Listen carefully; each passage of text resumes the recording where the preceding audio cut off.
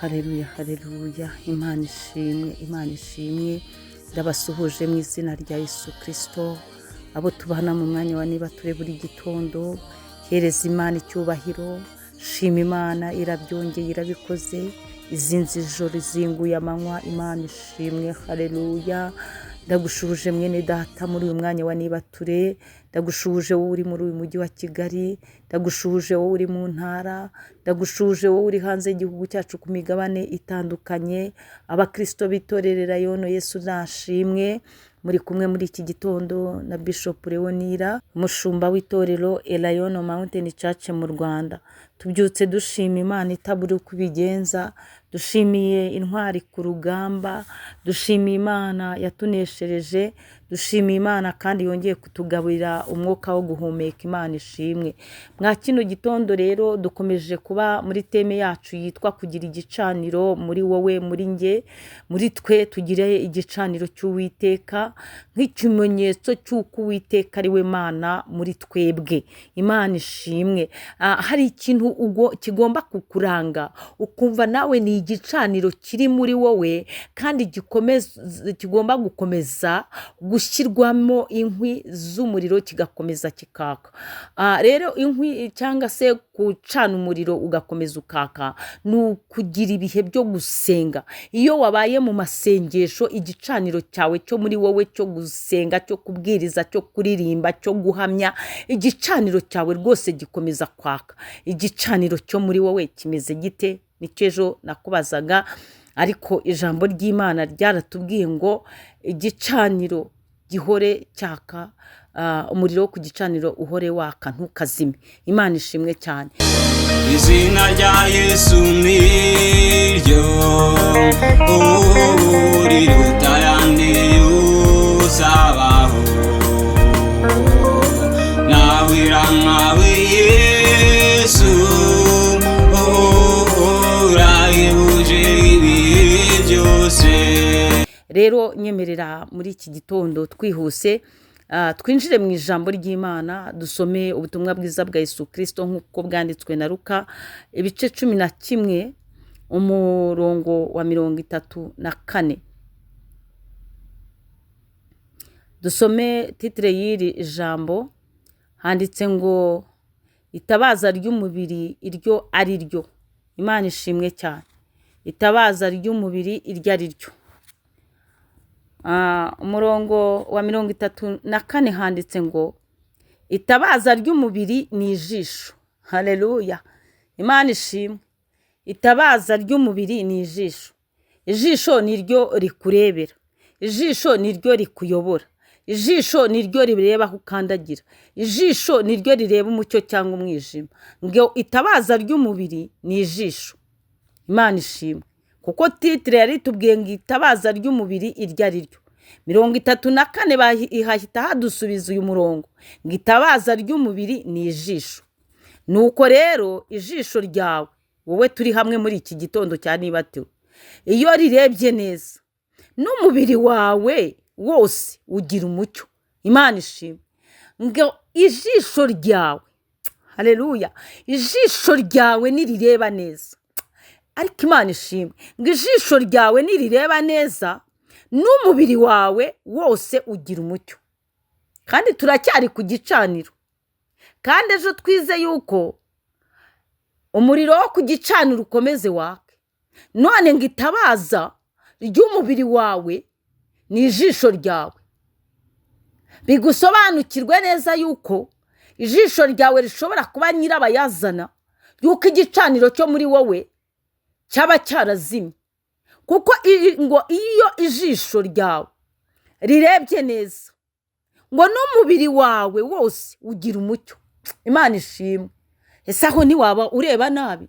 Si ukuvuga ngo nimba yarwaye iki, ahubwo iyo urebye mwene so umwifuriza ibyiza. Iyo ureba mwene so uramusengera. Iyo urebye mwene so ari mu kaga, uterwa umubabaro n'akaga afite.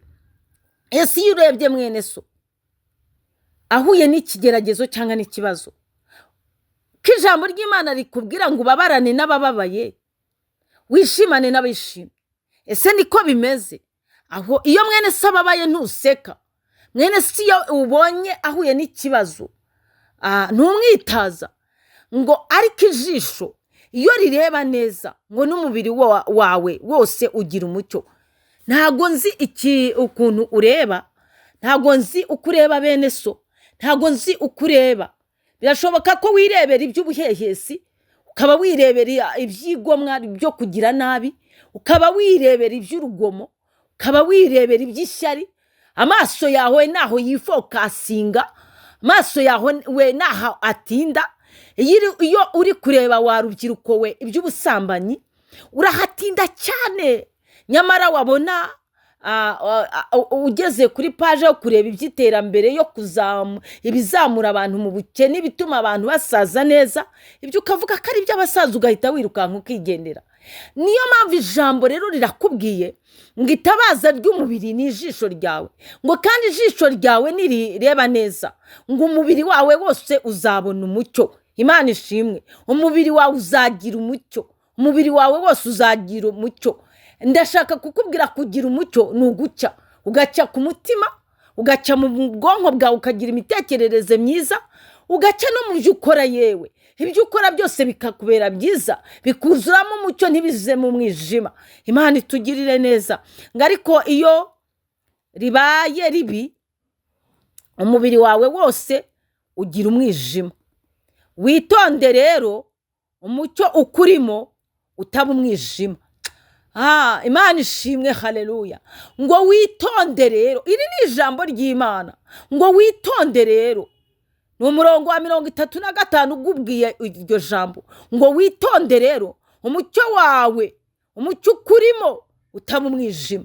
Ni witonde muri iki gitondo, witonde mu migambi ufite, witonde mu byo uri kureba, witonde mu byo Satani agushuka. Witonde wa musore we, witonde wa mukobwa we, witonde papa wa mugabo we, witonde umuntu abintwara atabarutse ku rugamba amahoro. Witonde kuko muri iyi si turacyabyigana, turahatana, turarwana n'umubiri, tukarwana n'iyi si, tukarwana na Satani. Ijambo rirakubwiye wa mubyeyi ngo witonde, ngo witonde umucyo wawe ukurimo utaba umwijima, ahubwo ijisho ryawe rirebe neza. Ngo kuko nirireba neza umubiri wawe wose uzagira umucyo. Imana ishimwe. Ariko nirireba nabi umubiri wawe wose uzuzura umwijima. Imana itugire neza. Umwijima naho Satani azakorera ibyaha bye mu mubiri wawe bikemera, ariko ngo ijisho ryawe nirireba neza umucyo uzaba muri wowe ugwiriye. Imana ikoreremo imirimo n'ibitangaza, igukoresha iby'ubutwari. Yewe Imana ishimwe. Ijambo tusorejeho rivuga ngo witonde rero, witonde umucyo wawe ukurimo utaba umwijima.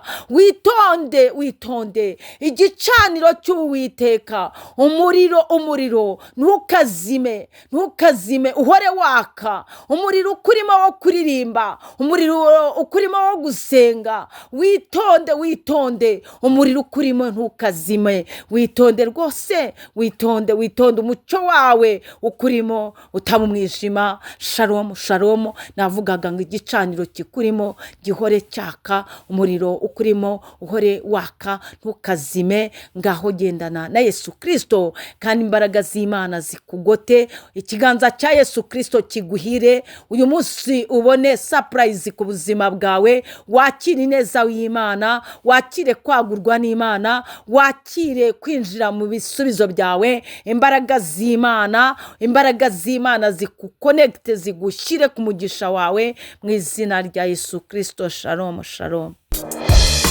Izina ryawe ni ryiza.